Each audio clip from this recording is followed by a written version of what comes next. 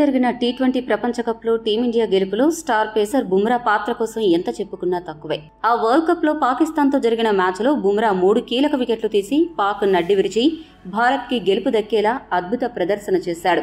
South ఆఫ్రికాతో జరిగిన final match లో 4 ఓవర్లు వేసిన బుమ్రా కేవలం 18 పరుగులు మాత్రమే ఇచ్చి 2 వికెట్లు తీశాడు. అంతేకాదు ఈ టోర్నమెంట్ లో టీమిండియాలో అందరి బౌలర్ల కంటే కూడా తక్కువ సగటుతో బౌలింగ్ చేసి అదరగొట్టాడు.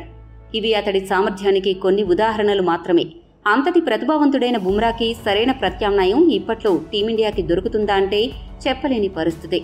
అయితే బుమ్రా అంత కాకపోయినా తాజాగా జరిగిన జింబాబ్వే సిరీస్ లో ఒక ఆటగాడు ఆట చూస్తుంటే టీ20 ఫార్మాట్ పేస్ డిపార్ట్మెంట్ లో కీ బౌలర్ గా ఎదిగే అవకాశం అతడికి ఉంది అనే విశ్లేషణలు వినపడుతున్నాయి. అతడు ఎవరో కాదు, young pacer Bengal bowler Mukesh Kumar. ఒకప్పటితో పోలిస్తే భారత క్రికెట్ జట్టు బౌలింగ్ బలం మరింతగా పెరిగింది.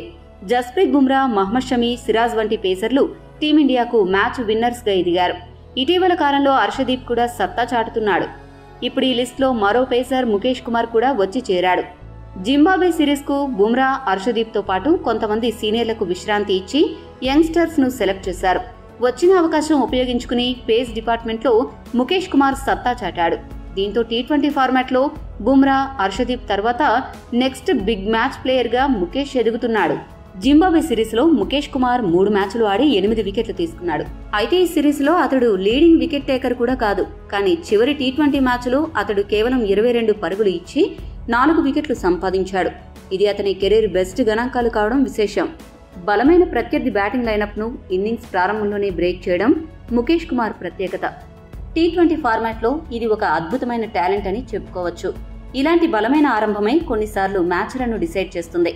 అలాగే ముఖేష్ డెత్ ఓవర్లలో కూడా ఎలాంటి ఒత్తిడి లేకుండా సులభంగా బౌలింగ్ చేయగలడు. పర్ఫెక్ట్ యార్కర్స్ కూడా సంధించగలడు. ఇది అందరు పేసర్లకు సాధ్యం కాదు. చివరి ఓవర్లలో బౌలర్లపై ఒత్తిడి ఏ రేంజ్ లో ఉంటుందో ప్రత్యేకంగా చెప్పాల్సిన అవసరం లేదు.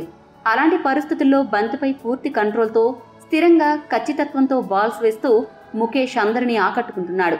ఈ స్కిల్స్ అతన్ని ఫ్యూచర్ స్టార్ గా మారుస్తున్నాయని క్రికెట్ విశ్లేషకులు చెబుతున్నారు.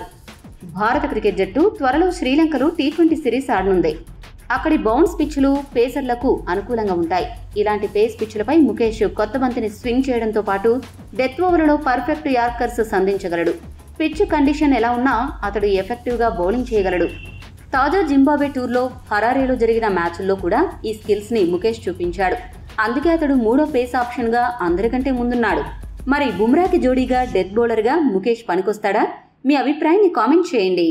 మరిన్ని అప్డేట్స్ కోసం మా ఛానల్ సబ్స్క్రైబ్ చేసుకోండి.